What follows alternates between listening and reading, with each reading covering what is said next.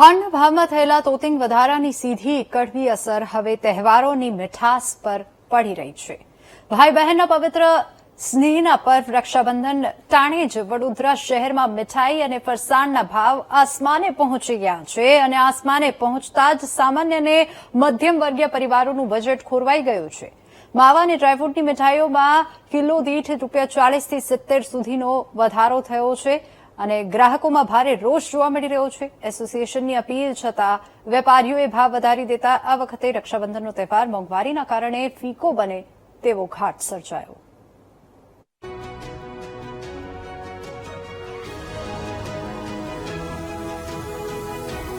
તહેવારોની મોસમ શરૂ થતાં જ સંસ્કારી નગરી વડોદરાની સાથે રાજ્યમાં મોંઘવારીનો મોટો ફટકો પડ્યો છે.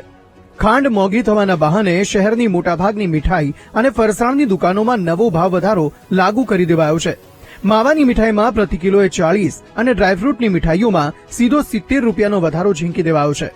રક્ષાબંધન જેવા મુખ્ય પર્વ પર જ્યારે મીઠાઈની સૌથી વધુ માંગ હોય છે, બરાબર ત્યારે જ ભાવ વધતા ખરીદી કરવા નીકળેલા સામાન્ય ગ્રાહકોના કિસ્સા પર ભારણ વધ્યું છે.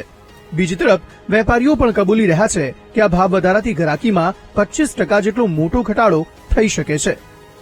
મોંઘવારીમાં ખરેખર બહુ અસર થઈ રહી છે, કારણ કે દરેક ગૃહિણી ઈચ્છે છે કે આપણે પરિવારને સારું ખવડાવીએ.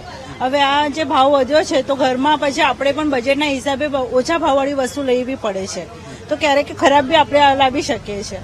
તો આપણે બધા એ જ ઈચ્છીએ છીએ કે તમે પણ બધા સાચવીને કોઈ બી મીઠાઈ લેશો તો સાચવીને લેજો.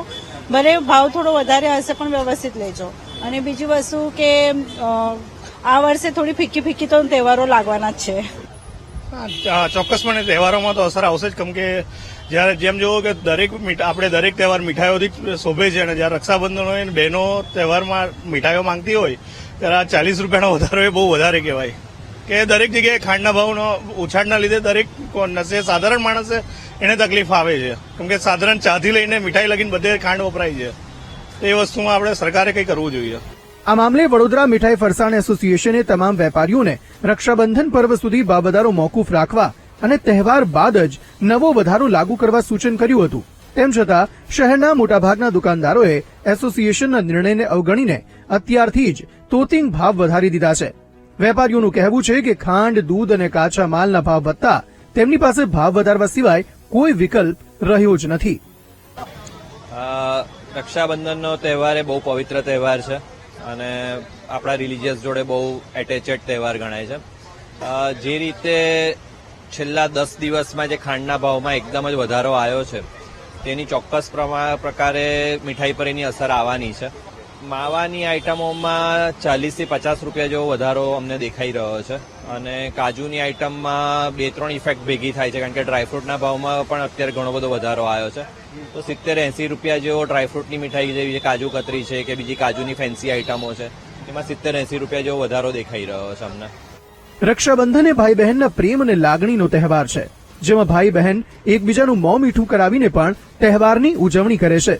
પરંતુ બેફામ વધતી જતી મોંઘવારીના કારણે આ વખતે બહેનની પૂજાની થાળીમાં મીઠાશ ઓછી અને ચિંતા વધારે દેખાશે તે વાત નક્કી છે. કેમેરામેન કિશોર ક્ષીરસાગર સાથે માનુ ચાવડા, VTV ન્યૂઝ, વડોદરા.